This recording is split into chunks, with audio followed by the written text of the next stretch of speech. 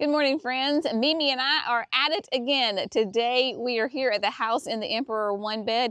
Y'all, she's a little tired looking. This bed, from a distance, she looks great. The bones are there, the structure is there, but the details are lacking a little bit. So Mimi and I are going to have such fun today working in this full sun garden filled with shrubs and perennials. We're going to be taking out, we're going to be adding in. Who knows what kind of mischief we're going to get into. It is going to be a glorious day here in the garden. So stay tuned for lots of inspiration, lots of real life gardening with Mimi and I, and lots of fun. So let me show you the space because like I said, from a distance, it looks gorgeous, right? Up close, she needs some help. That's where the, look at that. That is the perfect. That is hilarious. Oh my goodness. So Mimi is, she's a little firecracker bulldog in the garden, and we have 2 Apache rose grasses and they need to come out. So she is wrestling the one out. And what she just showed us was because the grass had grown on top of the irrigation tube, and that was the perfect little circle right there. Now you notice too that Pulmonaria, she just pulled out one. She's going to save it. She's going to take that home with her. Y'all, that was a volunteer. I did not plant a Pulmonaria at the base of an Apache rose grass, but it is what it is. So the reason that we're taking out the grasses is because they are telling us that they need to come out and or be divided. So if you've got your perennial grasses, this one is not as bad as the other one, but do you see how there's no foliage in the middle of that grass? So it is telling us that it is getting too big and it needs to be divided. So we're taking them out. It is that time to go ahead and take them out.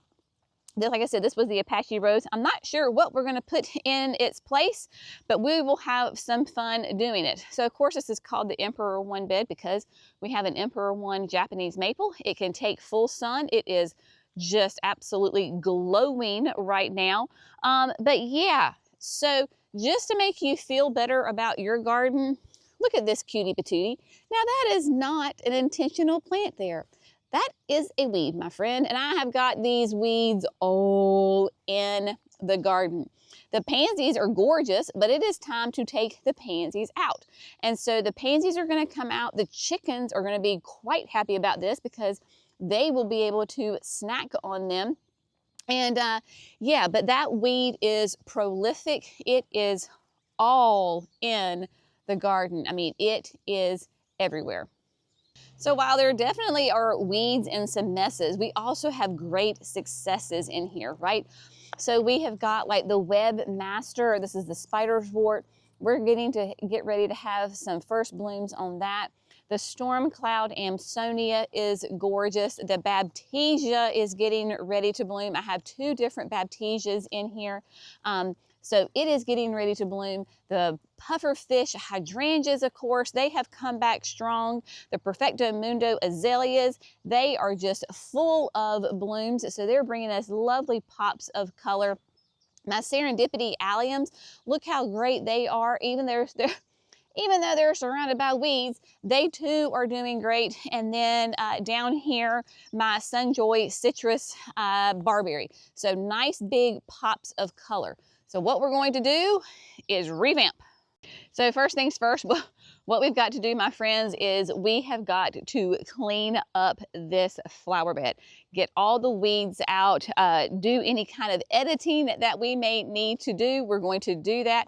So get a nice, fresh, clean slate. That way, any holes that we have, yeah, I got a couple of plants that are hanging out with me to go in. Not that they're all going in. I just have a nice little selection of them to go in if need be. So Mimi and I are going to just get after it and have some fun.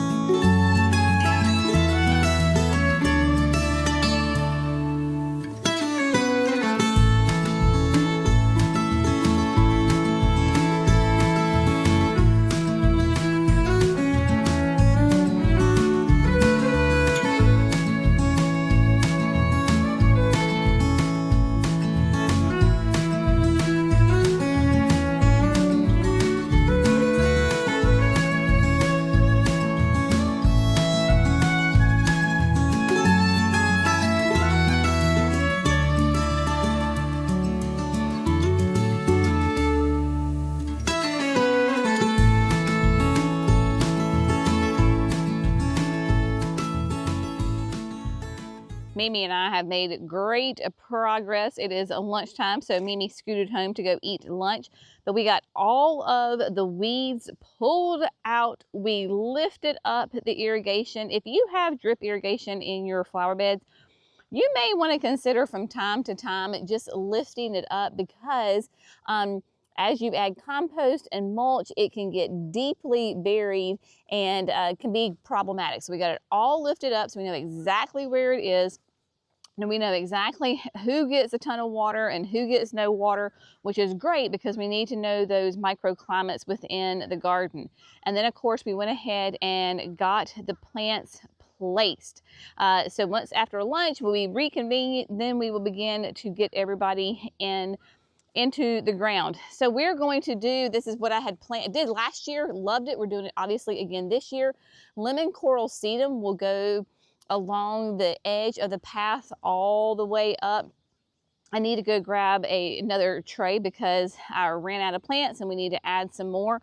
But this great chartreuse, like you can see, this is a sprig, a little clump that was left over from last year. Beautiful pop of color. And so it just contrasts so nicely with all the other shades of green in this bed. And I adore it. So we're doing that. We are going to be adding some of the Aromanth mulberry nemesia. This is such a pretty, fragrant annual. Give us that pop to color. Of course, it pairs quite nicely with the Perfecto Mundo that is blooming right now. And then in this little container that we have right here, we have 4 these are brand new super bells. These are going to be new introductions for next year from Proven Winners. This is the Super Bells Double Midnight Magenta. Is that not the prettiest color of pink? And then it goes so nicely with the nemesia. So we're going to put these are tiny. These are the new intros. No, they're not in PW containers. We didn't have Proven Winner containers when we potted up those new intros. So, and plus obviously they're not going to be for sale. So we're just going to put them in there, plop them in there. So we've got nemesias kind of dotted throughout, and then we also are going to put in, for as far as for the next annual, is the Artist Blue Ageratum, because we got to have some blue in this garden. Love this plant, very heat tolerant. Both the nemesia and the Artist Blue should go all the way through the summer for me. I've had them in the landscape before and they do great. Your Artist Blue is going to do a nice mounded habit with that sweet little straw flower and will be gorgeous. Pollinators love it. Easy peasy. So we've got multiples of those kind of dotted throughout, picking those 2 annuals and then repeating them and putting them in clusters. And then the last annual, as far as that goes, now y'all, it looks dinky right now, but you just got to trust me. We've got a purple fountain grass where the first grass was, and then it's hard to see behind the next azalea. Then there is another purple fountain grass back there. So whether you have an annual grass or a perennial grass, I love grasses in the garden. They bring texture and movement. And then of course the dark purple fountain grass obviously is going to be a really, really rich, deep purple and will contrast nicely off of the Emperor One. And I'm going for an annual this year because I don't know that I want to commit to another perennial grass in that same spot.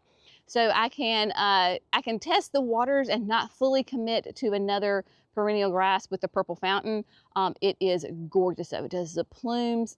Stunning. So one will be enough. We have irrigation in here because you got to remember everything else is still growing. My pufferfish are still putting out, so everything's going to get nice and big. So those are the annuals, and then we have got 2 of Creekside Champion perennials that we're going to use also. First up in a group of 4 right here, we have a penstemon. This is called Pearl. And as you might suggest and think, the color on this penstemon is going to be a pure white. It is hardy in zones 7 to 9. It'll be 10 inches tall, 12 inches wide, and it will be an absolutely beautiful, nice, dense, upright habit. And I love the color contrast with that green. It's a little bit of a brighter green. and having them all together will be a nice big impact in this space. And then of course you got that purple fountain grass behind it. So you've got the deep of the purple fountain grass, and then you've got the light green, and then we'll have those pretty white flowers. It's going to be great, and the pollinators are going to love it. So we have a group of 4 right here, and then right on the other side of the citrus barberries, behind those artist blue ageratums, we have got another group of 4 in there, nice and tight. So we've got the pufferfish right there, we've got Baptisia, of course the generous gardener rose, which is just absolutely stunning right now. Oh, they're going to be great. And then when we come around, because we do see this bed from all sides of this, so then we're of course repeating with the annuals again, kind of alternating back and forth. But also I wanted to make sure that I didn't put the artist blue here and artist blue here. So we have artist blue and then the Nemesia, right? So we just kind of went back and forth, and then here we have a nice group of the Nemesia. We've got 6 of those together. It'll make one huge clump. I'm putting everybody kind of close together as far as the annuals, so we get a mass planting. And then here on the back side, so we're going to take out the eucharis from the containers. We'll put them in another part of the garden. And then we're going to put in just one surefire white begonia. It'll bring a really fun color contrast. They can do sun or shade, so it really doesn't matter if one gets more sun, one gets more shade because of the Emperor one. Nice, beautiful contrast right there, and we'll fill in. And then, y'all, we have got the new spiderwort from Proven Winners. This is Web Designer. Look at that beautiful, deep, deep purple bloom on it. I have the other one, oh shoot, who is it? Webmaster earlier up in the bed on the corner, which is a nice light lavender that we talked about earlier. So Web Designer has that really rich color, and I love the foliage on this is going to be spectacular as well. And then the last perennial that we are adding in here, let me get over here right quick. This is an Agastaki. So this is pink pearl. Look at that, only 8 inches tall, 16 inches wide. So we have got several of these dotted throughout. Of course, Agastaki tends to be nice and drought tolerant. So we can put that kind of here on the edge and just let them rip. So what we will do is we will use the Jenny's Edition, the 5-inch Overgrown here. We're going to drill these in, get everybody in. Of course, your annuals will get biotone, and then the continuous release fertilizer from Proven Winners, and the perennials just get some biotone, get everybody snugged in. Then we're just going to top dress and mulch, and then this bed, chef's kiss, will be done for the summer.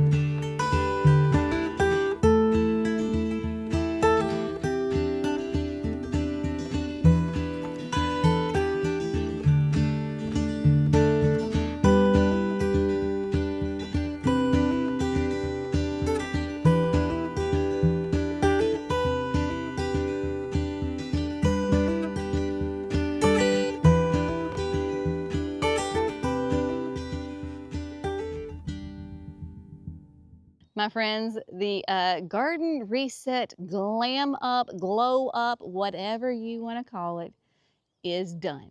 I'm just going to show it to you. I'm not going to talk. I'm just going to let you see and experience for yourself. Mimi and I could not be happier with how things look.